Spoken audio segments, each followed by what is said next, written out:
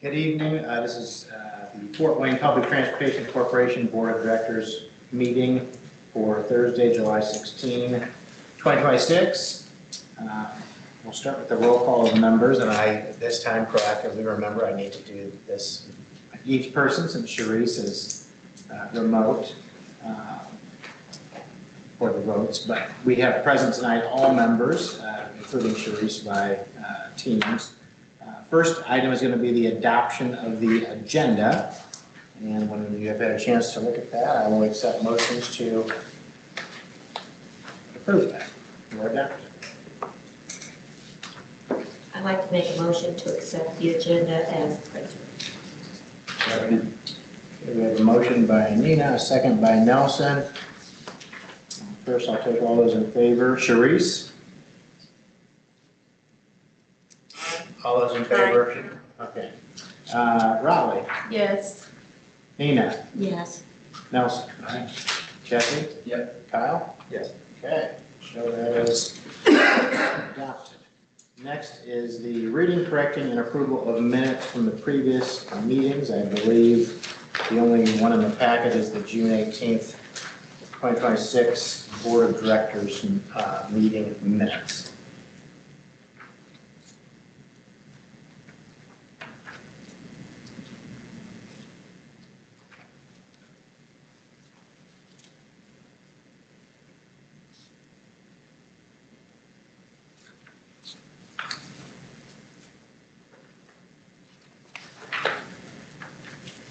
Move to approve.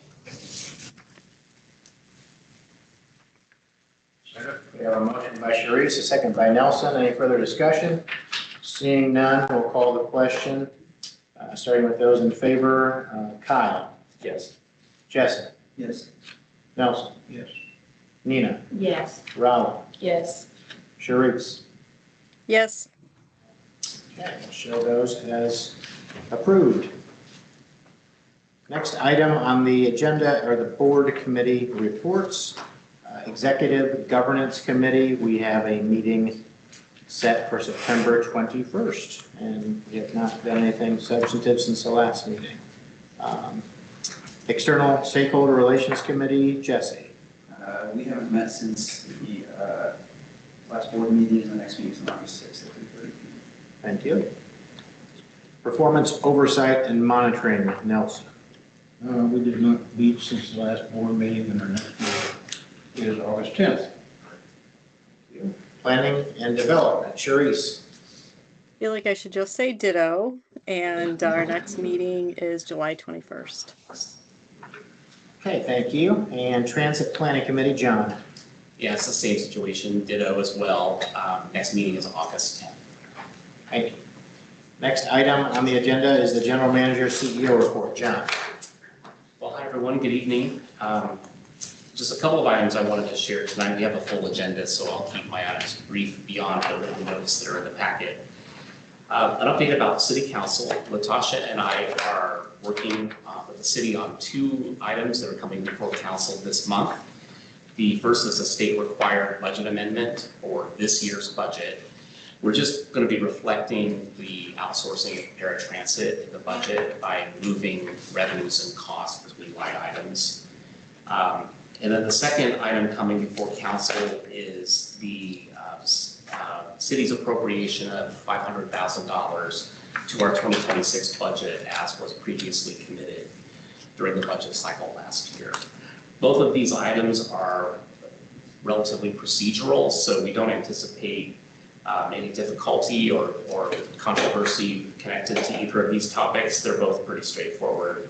We'll be making the presentation on July 28th, and that's when the City Council will consider both of those items. The second item I wanted to share a little bit is we've been working this summer on employee communication and workplace culture. The strategic plan is still coming your way next month, and you'll notice that workplace culture is one of the kind of key pillars that's identified in that plan. You may remember that we surveyed recently all of our employees, and we received responses from them and several of our board members as well. Thank you. That survey was about communication and learning preferences, and the feedback is already shaping our approach. This month, within Citilink, we've begun the phased rollout of a software platform called Blink, B-L-I-N-K, Blink.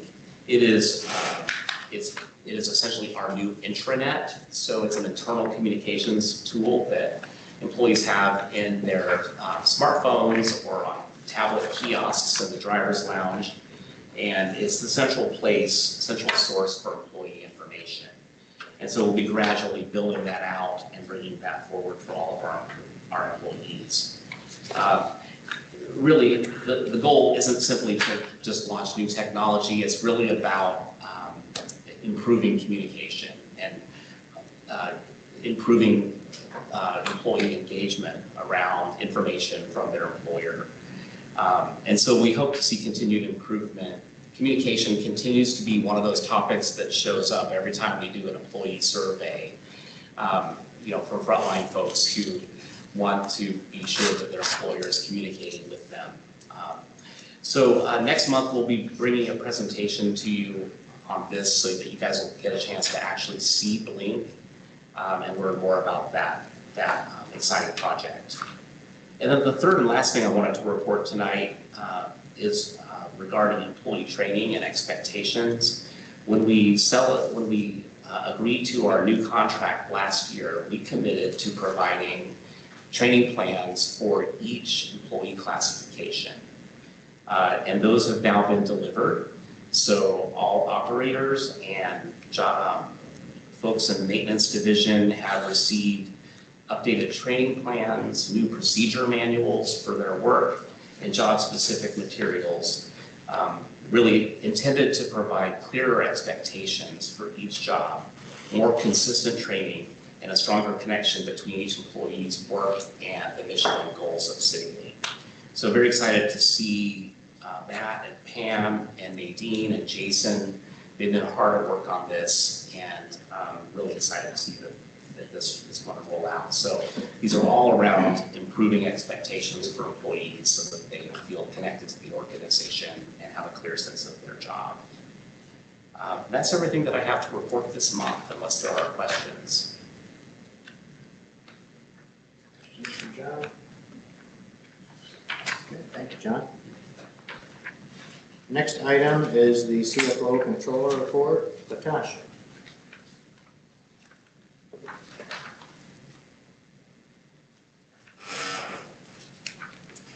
Right, good evening, everyone. I know you said the CFO report, but before I start the financial report, I did want to touch briefly on the budget schedule. I promised you all that I would put a detailed budget schedule into the packet last month, and I did want to highlight some of the dates for you all. If you want to turn there, we are in July, and the schedule starts in June, so we have already been working on the budget for about a month, and we have already had many meetings with the management to try to develop the budget. That budget, we did discuss it with the CEO at this point, and we are looking to have a budget preview next week with the Planning and Development Committee. I hope I'm saying that right. I sometimes get mixed up between the two different committees. But that will be next Tuesday, and you can be on the lookout for a draft of that coming to your way soon. We are working furiously on that.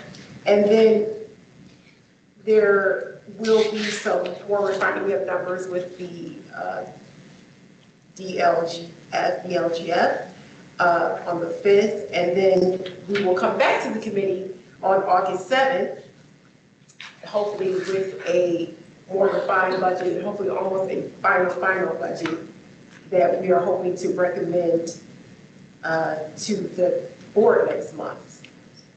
So you can look out for that next month, and we will be looking for approval. That is August 20th, 2026. And then after that, it will go to the city, and the budget will be introduced to the city September 8th, Tuesday, September 8th. We usually do not attend the introduction but we will attend the public hearing on September 22nd, 2026. And then it will be adopted in October, hopefully, October 13th. So just wanted to highlight that for you. If you have a question, yeah. DLGF, what is that again? It's Department of Local Government Finance, if I'm saying it right? Yes, it's a county department. They look over the budget, we submit it to them. And so they they usually help me with the property taxes. That usually is one that's a little difficult to estimate, but they help me with the form in general, so. Does the board normally go to the public hearing or like one on the 22nd? Well, hopefully Riley will be there. I'll probably be there. I'm gonna come too. I'm gonna be there. But in other regards, in general, I think at times, depending on how controversial our budget is, you know, Yes, the support there. Yeah. I believe Sharice has attended before and other members have come, but not like the whole board has come. I don't You're know. always welcome. Yeah. Don't be- You guys are always welcome to council. Yeah. Okay. Any more questions about the budget schedule? All right. Okay. We will move on to the June financial report. And for the report, we are still operating within the budget and the net earnings are positive before unbudgeted items. Our total expenses was $9.1 million, which is a little less than $700,000 than the budgeted expense.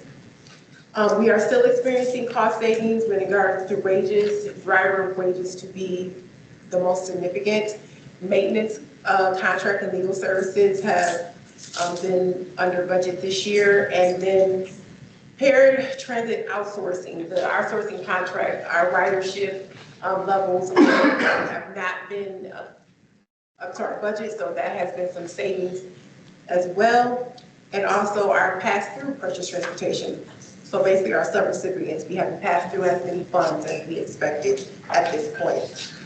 Our total expenses were slightly lower than the prior year, which is reflective of our lower wages and fringes, the materials and supplies, and legal services offset by the additional costs from the outsourcing and insurance costs this year.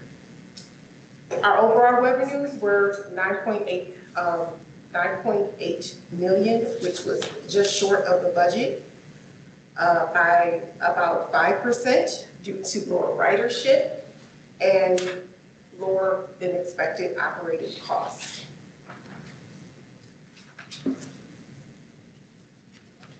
Our overall revenues are fairly consistent to the prior year. They're just slightly higher, so we're still fairly in line with the prior year, not any significant gains there. Our local capital contribution was at $492,000, which is pretty almost comparable to what we budgeted at this point. So we are moving along with our capital projects this year. Our cash position as of the end of June was $6.4 million, and that's really reflective of just receiving property tax receipts in the last month or two. And if there are no other questions or any questions on the financial report, we'll turn to the regular transmittals, which we are looking for approval for the month of June, and the interim regular transmittals in July.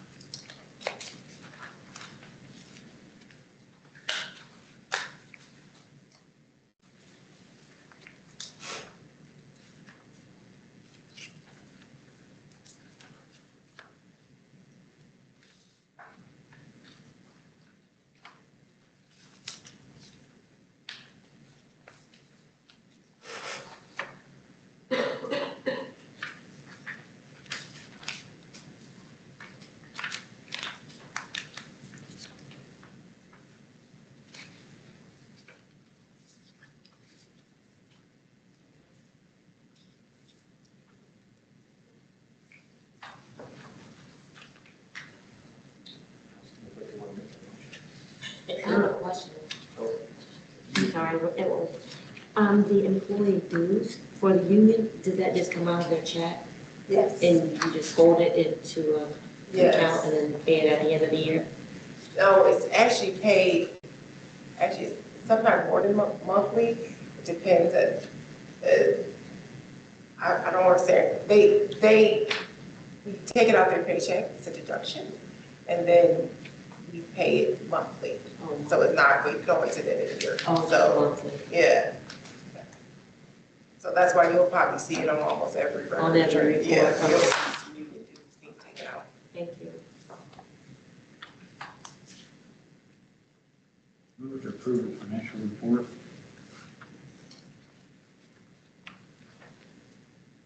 Second. Okay, we have a motion to approve the June and then also the transmittals and interim record of transmittals July 1st to July 17th. By Nelson, a second by Raleigh. We'll do a roll call vote. Jesse. Yes. Kyle. Yes. Nina. Yes. Sharice. I'm going to abstain because I didn't receive the most current ones that you all got today.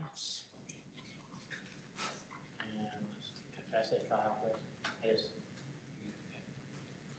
Yes. Okay, we'll show that as passing with one abstention. Thank you. I think that's it. Latasha, for you. Thank you very much. Thank you. Thank you. We don't have any resolutions. So we will go to old business. And for the first item there, we have the introduction of long-range plan from Jarrett Walker Associates.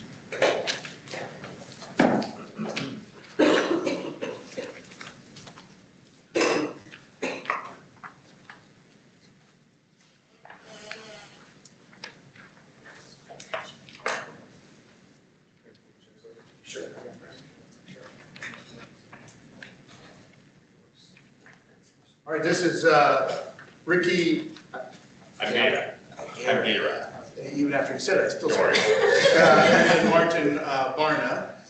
They're from the Washington, D.C. area, and they joined us Monday for our first kind of kickoff meeting virtually, and then they got into town today, wrote some routes, and then had a nice meeting with the whole group, and then started meeting with us in smaller batches with the different teams and stuff. So we wanted them to come and present to you today and then give you the opportunity to ask questions. And this will be the first of probably 3 meetings that will be in person. And so, yeah, I'll just let you take it from there.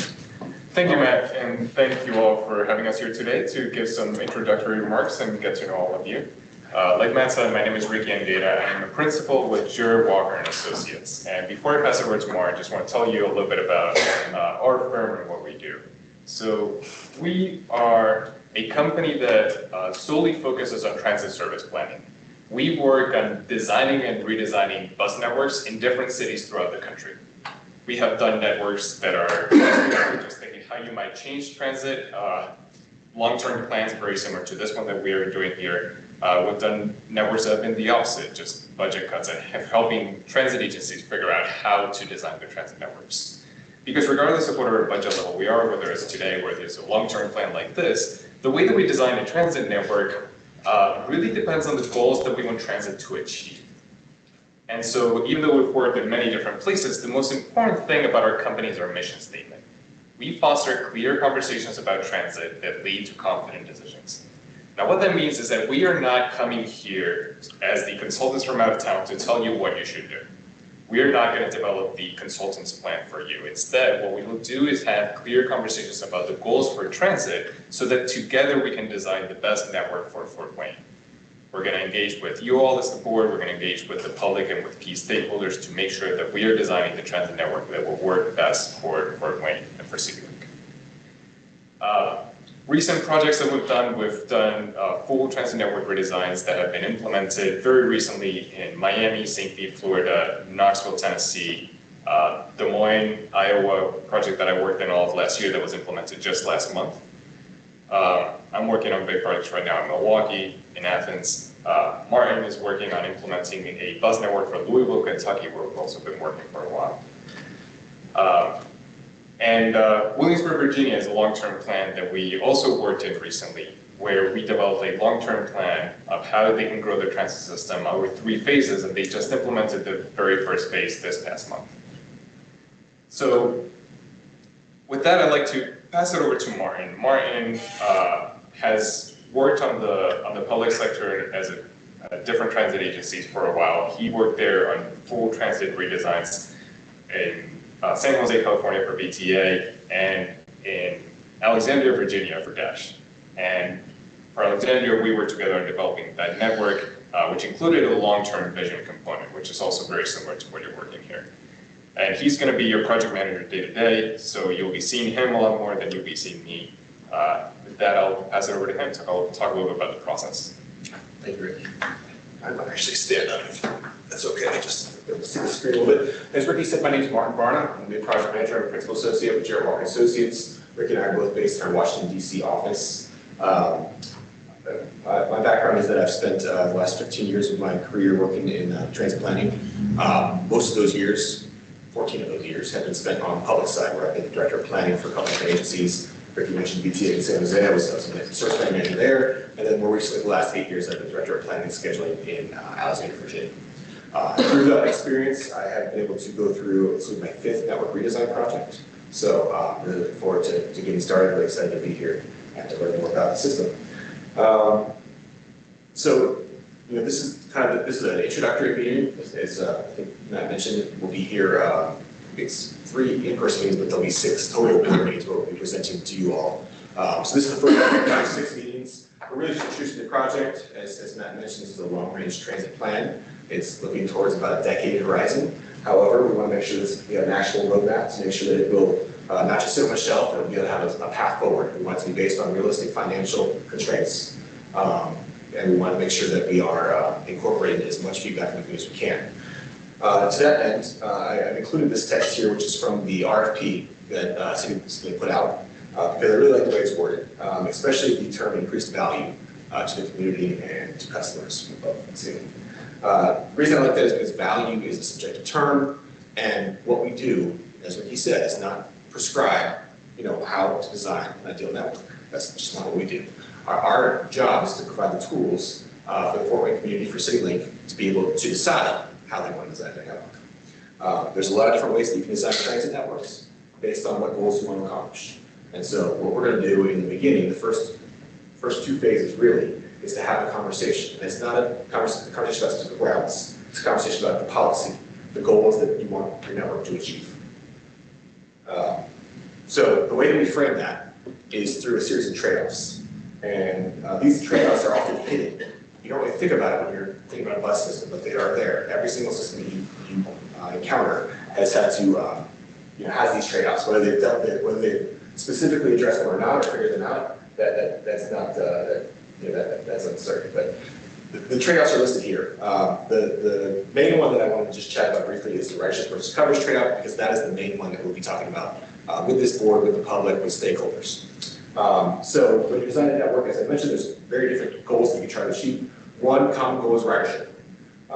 Ridership is where you're trying to get as many people on your bus as you can, make it as most useful as you can. So in these 2 diagrams at the bottom, you can see that there's the same number of buses, same number of dots, which represent the people and jobs. You can see on the left, we've put all the buses on 2 routes on key corridors. So we put a really useful service in places where a lot of people and jobs can be accessed by that service. And the result of that is that you have a much higher likelihood for high ridership. Conversely, on the other end of the spectrum, you have coverage.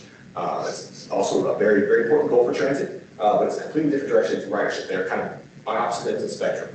You can kind of choose to be on any point in the middle of the spectrum, but they're kind of opposite each other. So the coverage, you can see that the buses have been deployed to a lot of different routes across the area, and all those routes are probably running every 60 minutes, maybe every 90 minutes. They're probably not super useful for most people, but the important thing they do is that they provide service to all the folks across the service area. So that's the coverage goal. So some agencies decided they want to provide more coverage, some want to go for ridership. So that's a key choice that we'll be talking about a lot more over the next few months. So in terms of our timeline, as I mentioned, we're just kicking it off this week.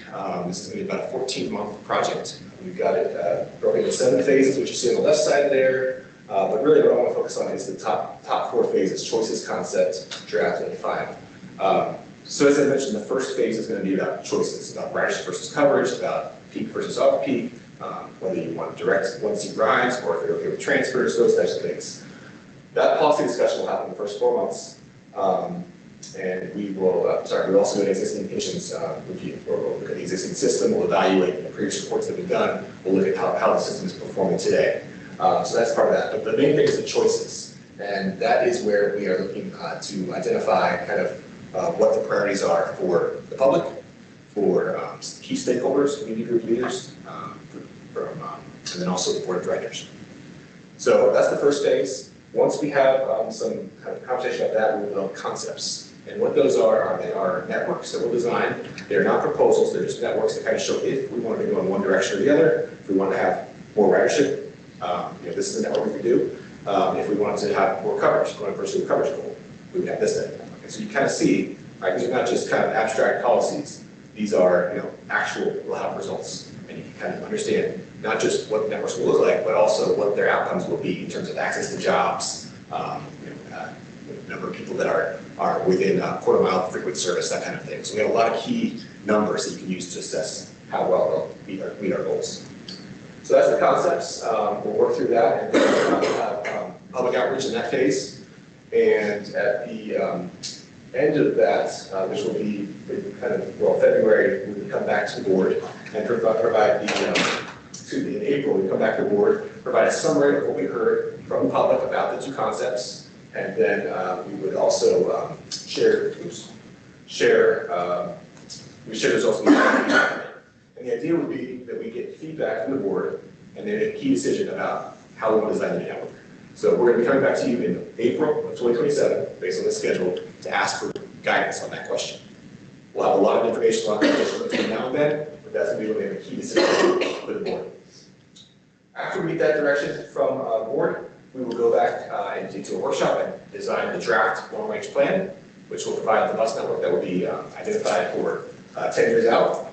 We'll have some additional engagement with stakeholders, with the board, showing that draft plan to you all. And then we make tweak changes as needed and provide a final plan by September of 2027. There'll be a lot of engagement, a lot more going into it than all that, but I just wanted to kind of share that overall timeline here for how we're going to be running through this in the next year plus. And I've kind of covered this, but really the next few steps are we're going to analyze the existing network. We're going to look at a lot of data. We're going to evaluate demographics, ridership productivity. We're going to look at origin destination data from cell phones to really understand what the markets are. We're going to also consider the key choices that I mentioned, and then we'll develop the concepts that will be shared with you all for your feedback. So that's what's coming up. And then as I said, April will be kind of, periodic board meeting presentations, but the big ones are going to be in April 2027, and then the final adoption potentially in September 2027. So that's a lot of information. Happy to take any questions or comments.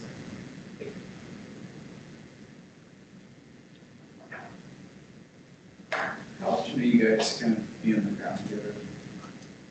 So we're scoped right now to do 3 trips in person. We have a lot of ability to do things virtually at this point, COVID, of course. But we have bi-weekly check-in meetings that we'll have with staff. So we're able to make sure things are moving forward, make sure that we're connected relatively effective. And it looked like, based on the timeline, that there are a couple times where you come here for board meetings that you're actually going to do some sort of community engagement as well. Yes, and I didn't do a great job of explaining that. Yeah, so the task 2, which you can see on the left side there, is our public engagement task, and that's kind of sprinkled in different days of the project because we have several elements of that. It includes a stakeholder group that will be about 30 or so people from key community organizations across the region. And then we also have public outreach that we'll be doing in February, March, and April next year. So there's really there's a couple of phases in outreach. Do you want to talk about that, Ricky? Yeah, there's one main phase in which we want to go to the public and ask them for input. When we developed these concepts that Martin was talking about, there are two conceptual alternatives of what the network could look like if we focus on different goals. And the decision between where to land between those two is not a technical choice that we can make. It really is a values choice of what you want transit to do in your community. And so to be able to understand what the public wants and ultimately have you all decide as the policymakers where to land between those two alternatives, we want to ask the public. And that'll be a public engagement process that will happen in February. Martin will be here for 2 or 3 days to kick off that engagement process. He'll present to you all, he'll present to stakeholders, and he'll do a public meeting or two to get that process started. We'll have a public survey to ask people what they think between these two. It's not just one or the other, it's a spectrum, so we're going to ask where on the spectrum people land. And that's going to give you all the information of what the public thinks, so that when eventually you all have to make the decision, you will be able to make an informed decision because you will know what the public said. Answer your question? It does. I have a question as well. Based on ridership versus coverage with groups that you've worked with in the past, what do most of the cities and areas, do they usually go with the ridership? And how do you determine the results of the new? So the decision between both of those is very specific to every city. And I feel like I can never predict where a city's going to land. I've worked in many different cities throughout the country, and different cities have come along different points on that spectrum. The recent projects I did in Knoxville and Des Moines lean pretty heavily towards ridership, with a few communities in Des Moines that chose coverage. But I also did another project in St. Pete, Florida for PSCA, Pinellas County, Florida, where they didn't want to get rid of any of the coverage that they had. They decided to keep all that coverage. And the outcomes and the results that you see really do relate to what they chose. In Knoxville, 1 year after implementing, they saw an 18% increase in ridership. With the coverage or with the ridership? With ridership. Because they went with the ridership network, which has less routes and more frequent, we saw an increase in ridership. Because frequency makes all the difference. If the service is frequent, then people can actually get to jobs. Even low-income residents might have 2 jobs in a family. They don't have a lot of time, they're dead.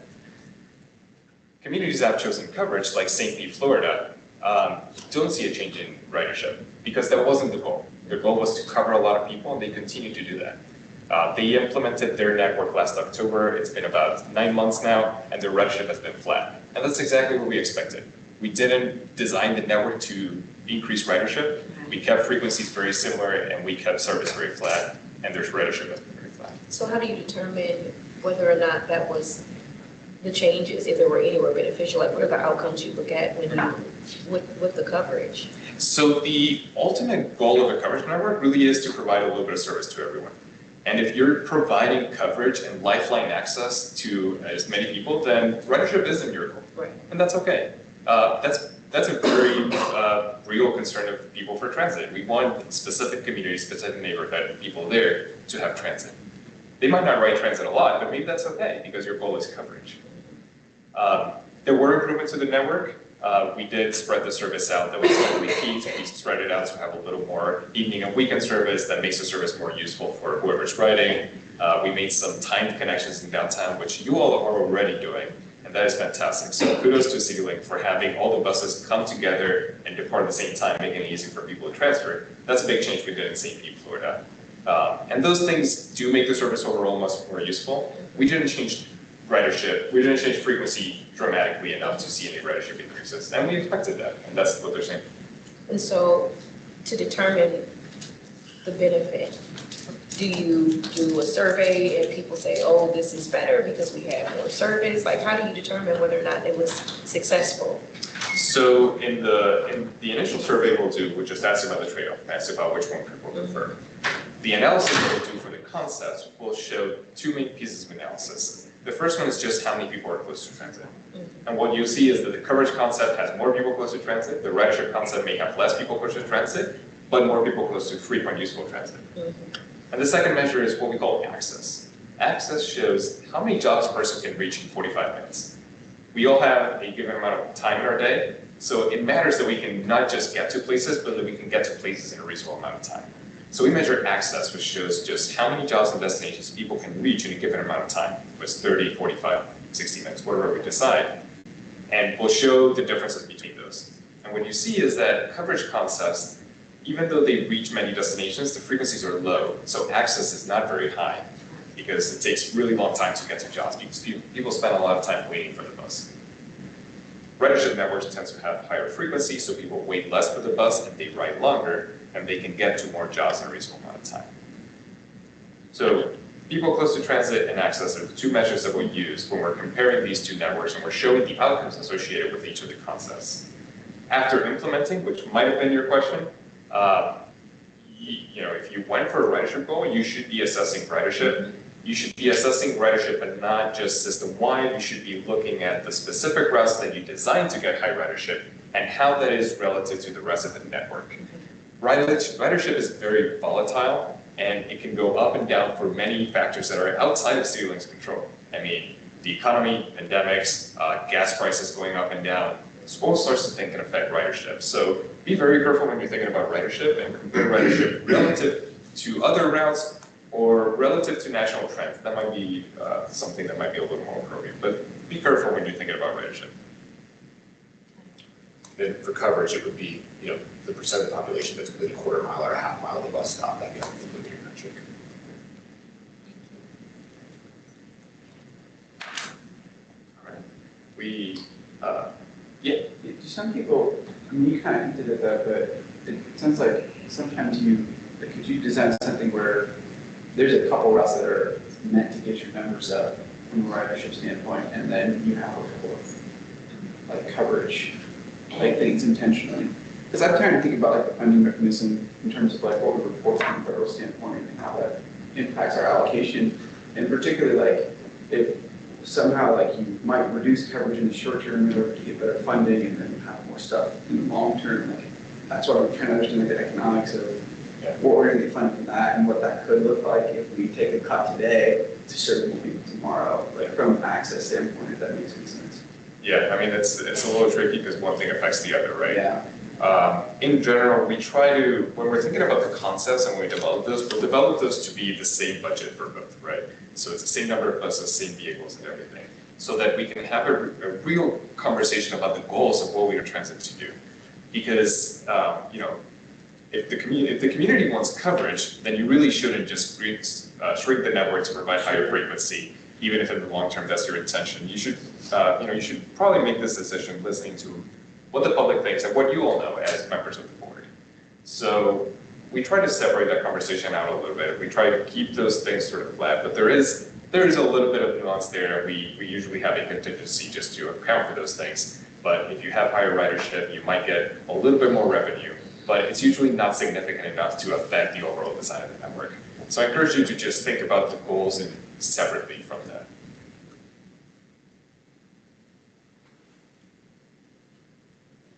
And just want to add on to that, I just would note that, no one is ever fully covered. You have to think of it as a radio dial, you're turning the knob to one or the other. And we usually talk about percentages like 60-40, 70-30, whatever it is.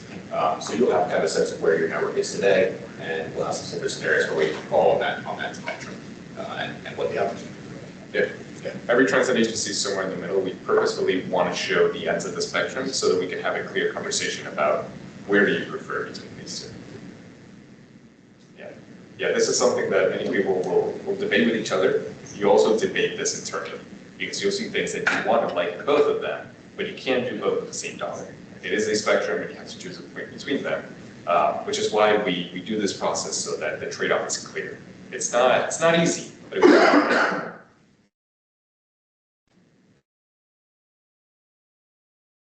Any other questions? Thank you. I look forward to working with you next year plus. Thank you very much. Thank you. Okay, next item on old business is a presentation on transit worker safety. Larry.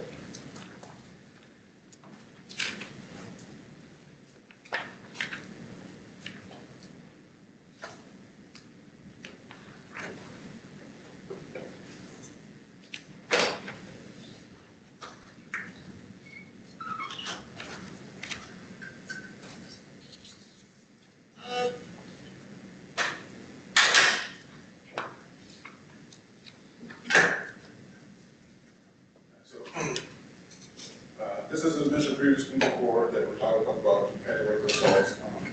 So up there, I have the definition for the FTA.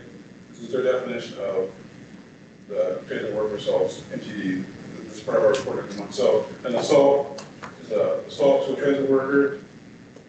Assault to a transit worker is a circumstance in which an individual knowingly without lawful authority or permission with intent to endanger the safety of any individual or with reckless disregard for the safety of human life, interferes with, disables, incapacitates a transit worker while the transit worker is performing the duties of a transit worker.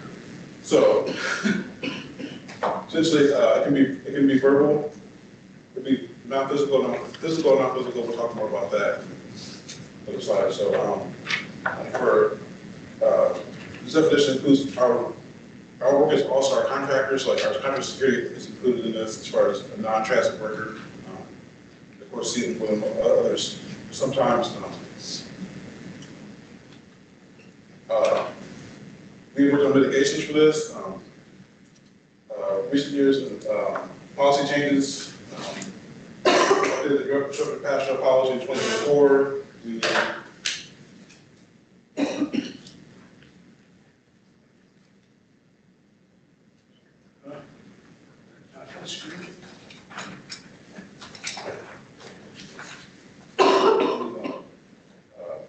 moved 2026, we implemented a radio protocol communications with coverts in May 2025. We do yearly de-escalation training or safety training. That's been more structured over the years. We installed aftermarket barriers in the buses. In the past, all new buses are ordered with barriers when we ordered them. In the past, older buses, they were installed. We got a new GPS system in 2025 that allows us to hook over an alarm for bus tracking. We also do auto surveillance, and then we upgraded our contractor security in 2023.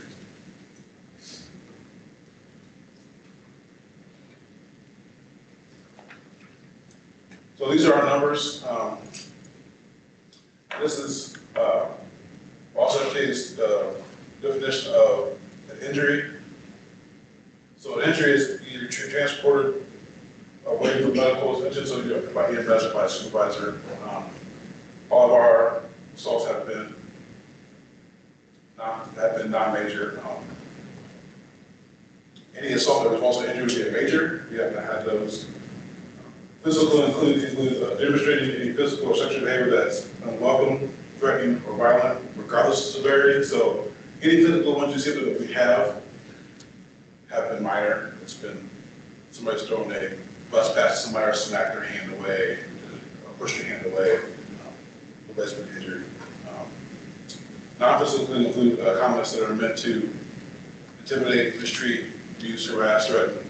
And most of our assaults fall under the non-physical. Most of them are threats, harassment to drivers or other workers.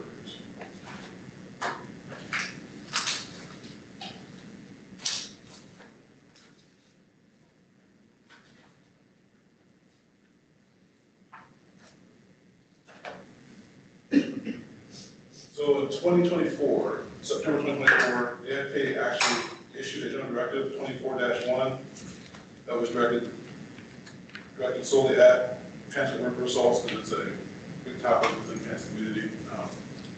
More than 700 transit agencies conducted the safety risk assessment. And it is supposed to identify the mitigation strategies used to resolve the assessment. Information had to be submitted within 90 days of it being issued. And then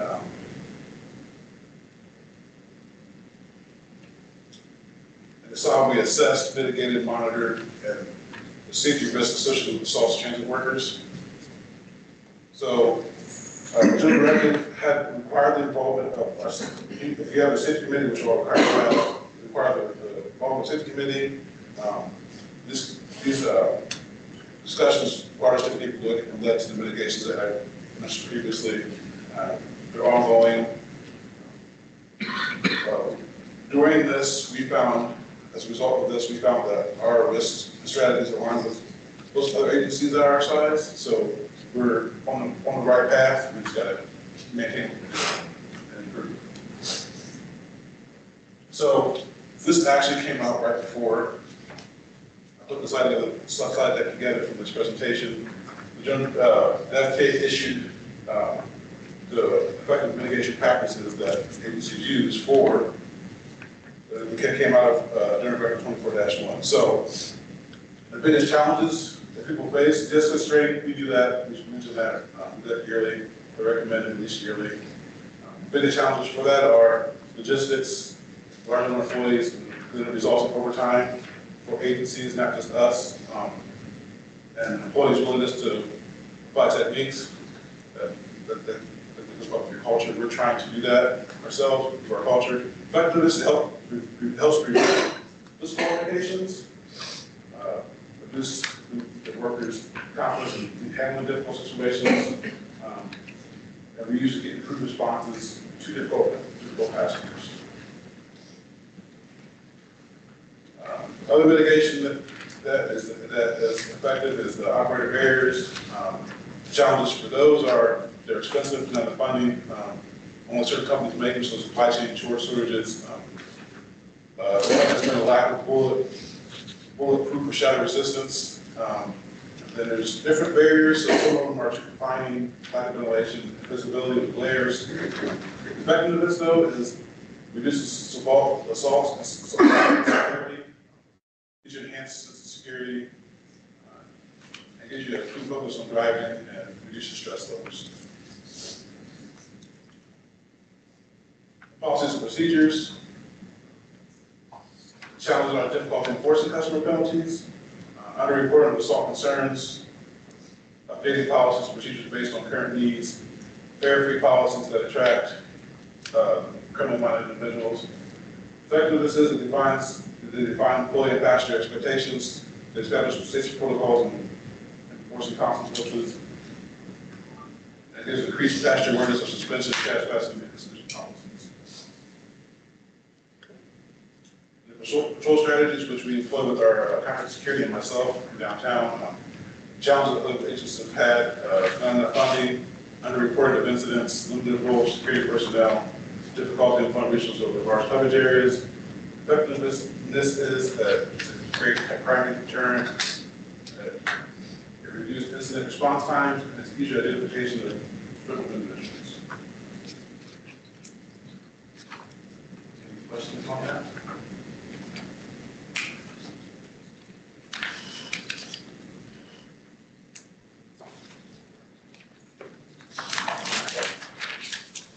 Thank you.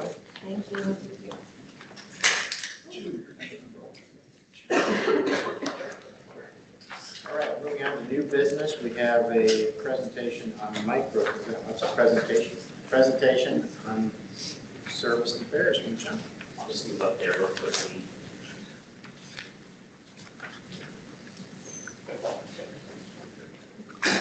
Sure. So it's interesting to be speaking about microtransit with you all at the same time that we're kicking off the long-range plan. I'll just mention that our learning about microtransit is continuing to grow. So I think even as we've had discussions today, we've learned about what might be a good application for microtransit and what may not be. The presentation here.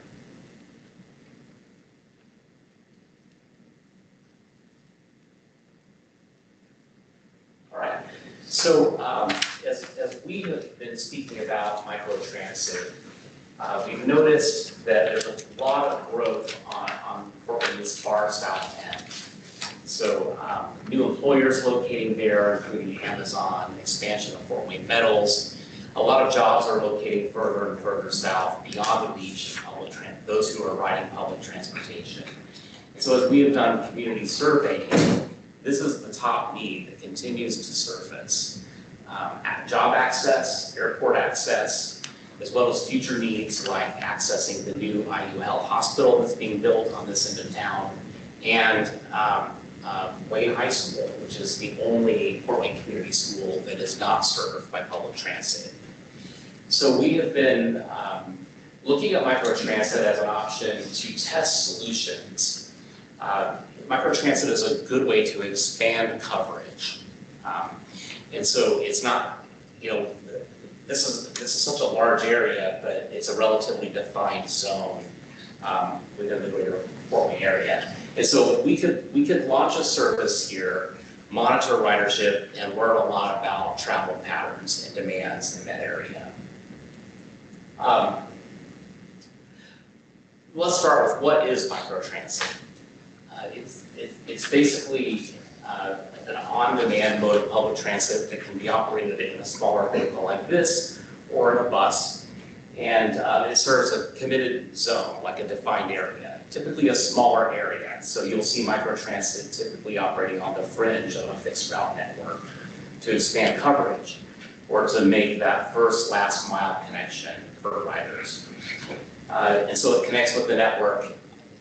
Microtransit usually is using an app to book the ride and to pay the fare, much like an Uber or a Lyft. Our VIA app could be used. We could potentially integrate with the transit app in order for riders to plan and schedule microtransit trips. And then it's oftentimes commingled with paratransit. So access services and microtransit rides can be booked on the same vehicle with a different fare for both. In our relationship with Tidewater Transit and VIA Mobility, we included a scope of work for them to operate microtransit. So we have that contract there. It's ready to launch with VIA when we're ready to launch microtransit service. We pursued and received a $2.1 million federal grant under CMAQ to launch some microtransit services out in the area of the airport. At the time that we applied for the grant, we actually had a much larger budget for the project. We did really well in our contract with VIA in that we contracted a cost per ride of $20.30 for 2027.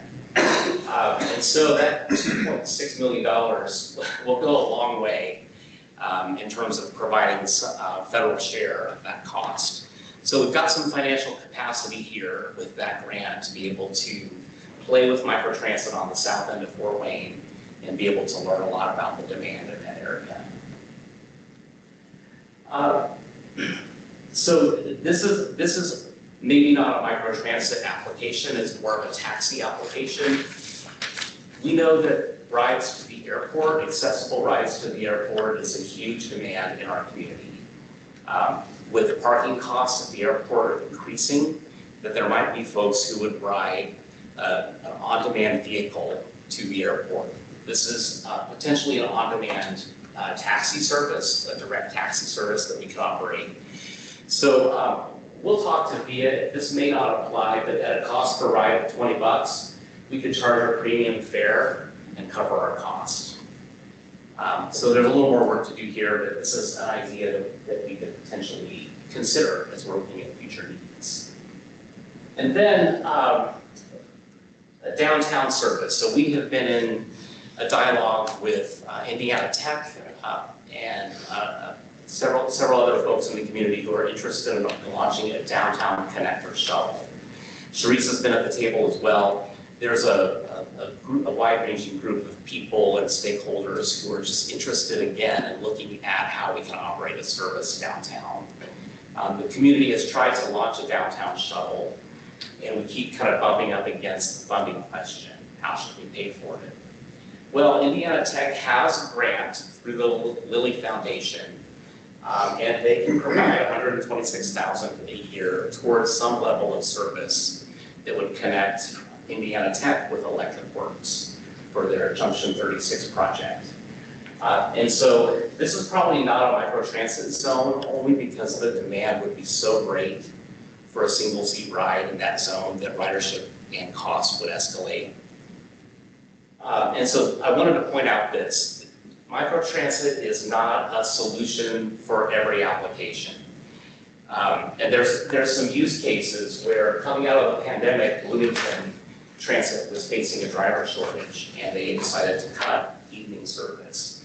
They launched a microtransit flexible option the demands grew so great that the costs were higher than providing fixed route service, okay? And so we have to be careful with microtransit because that on-demand single-seat ride is something that riders want. And if we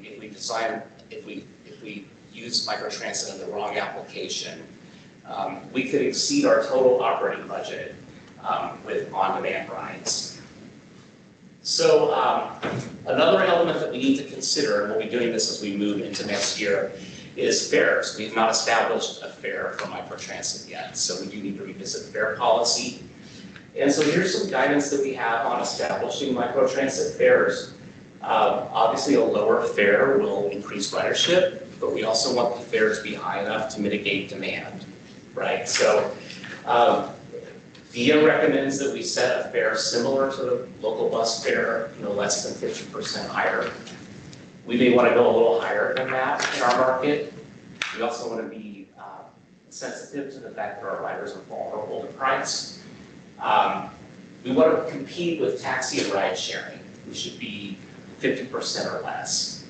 So more research is needed, but here's, that fare elasticity applies here where, ridership will fall 3 to 6% for every 10% increase in fares. So more work is needed to understand where we should set the fares. And I'm going to send this slide back to you. It's in the packet. But there's a lot of options when it comes to fares for microtransit. Everything from a flat fare to a zoned fare.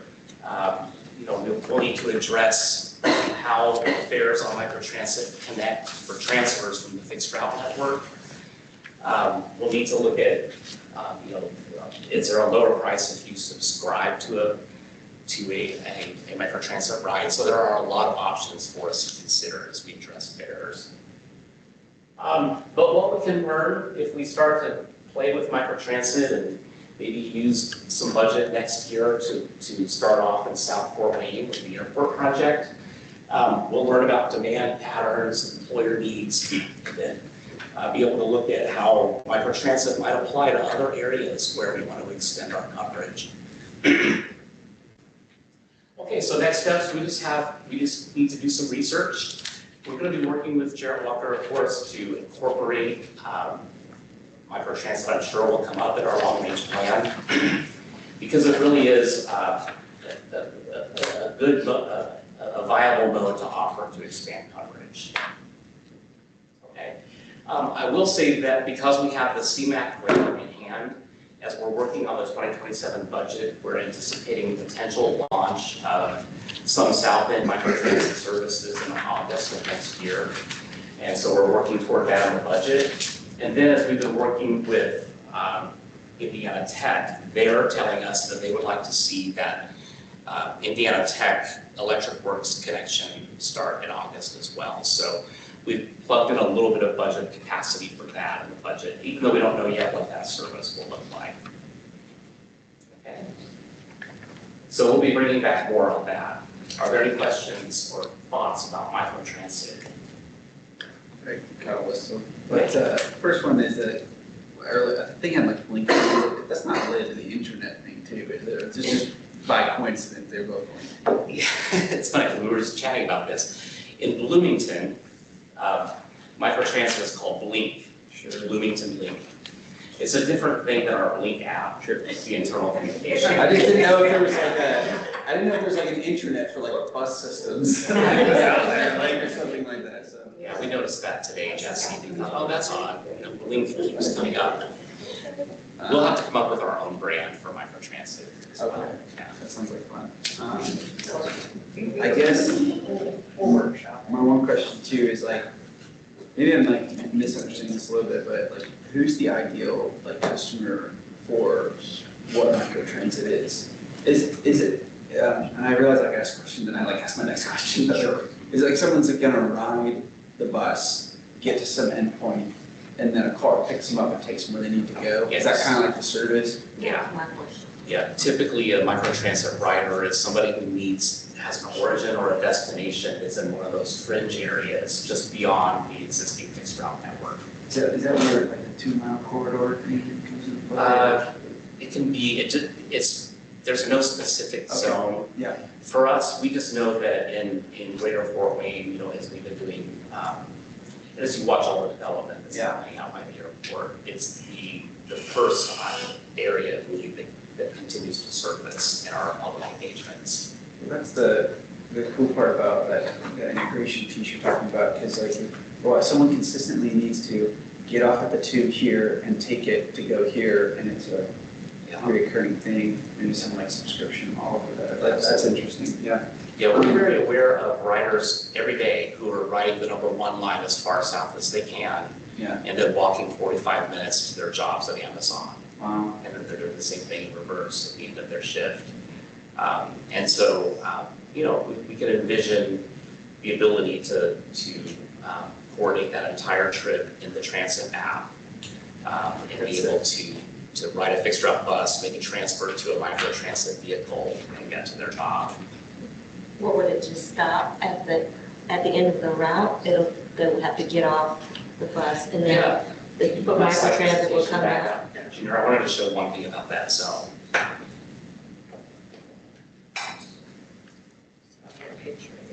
Yeah, there's the zone that we're considering for the south end microtransit includes the southern end of our fixed route network.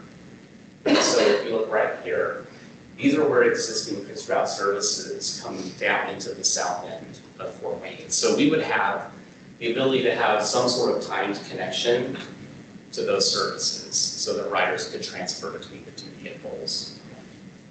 Does that make sense? Yeah. That's what I was wondering, would they transfer there or would they call from their home? Yeah, they could either, most people will tend to want them to book it in an app, or they can call customer service and schedule. Right, but they can actually do it from their home, not just from the last drop-off point of our furthest route. Yeah, they have it in the app, for example, you can do it there. That would be convenient, really. And then there's the ability to do subscriptions. So if you're a daily rider, you might be able to set up a subscription ride. So you don't have to do it every day. That would be really convenient though, because we go to the airport all the time. We live close, but the cost of parking and just getting dropped off would be a lot easier. Do they have to ride the bus to use this service? Like, is it like they have to get off of the bus and then get picked up, or could it be some static point from A to B that doesn't? Yeah, you would not need to ride the bus. If your origin and destination is in this zone, you could ride that one vehicle. So if you live, you want to go to Wayne High School and you live over in this area, that would be a good single seat ride. What you said, it's not a solve-all for everything. What's one or two things you wouldn't use it for? You wouldn't use it for areas of high demand. So where there's high ridership, then that's where fixed route services become more viable and more efficient. Yeah. And we can deliver that ride at $10 or less per ride compared to $20 for a microtransit vehicle. When you say ride share in the adult, is that like most people live with that kind of stuff? Okay. Yeah. Yeah, that's nice. Good questions. Thank you. Thank you, Jen. And then next item is the pension contribution deficiency and remediation plan.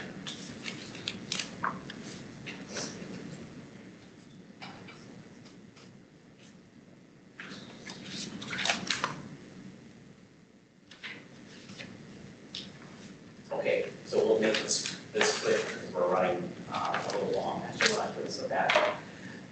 Okay, so I did share an email with board members earlier this summer about this issue.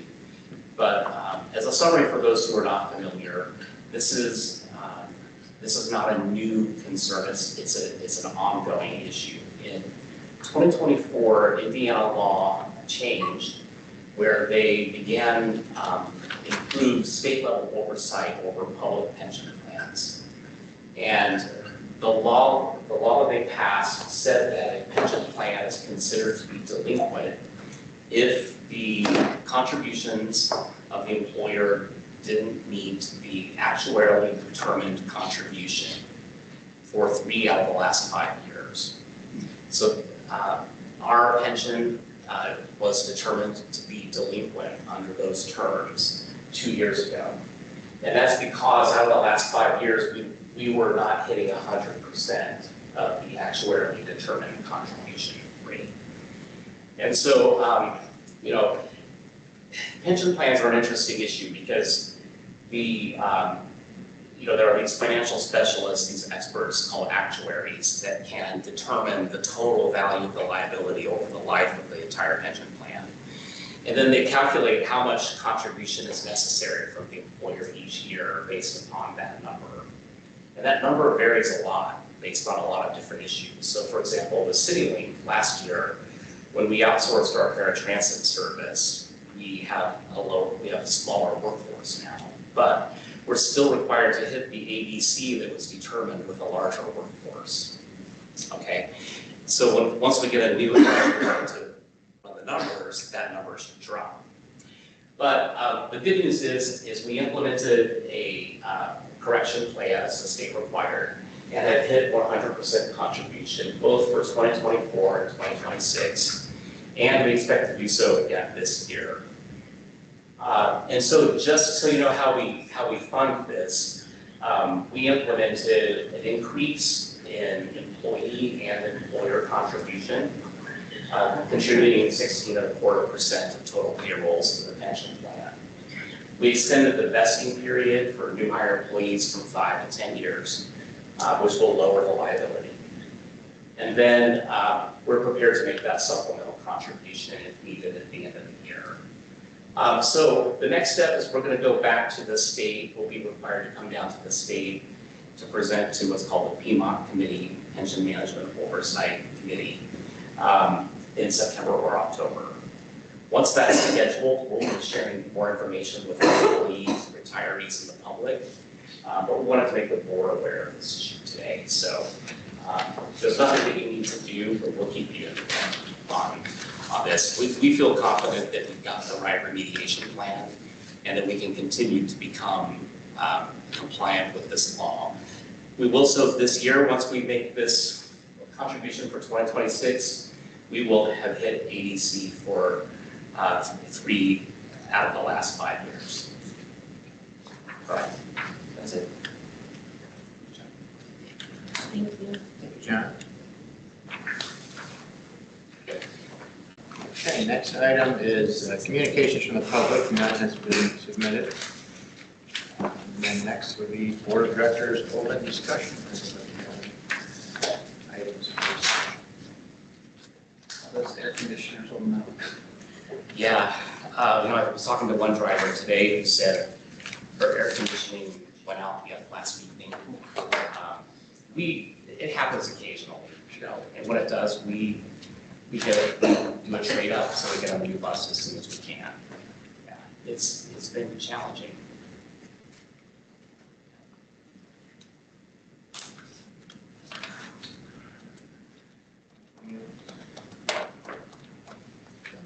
So the meeting adjourned. Thank you, everybody. Thank you.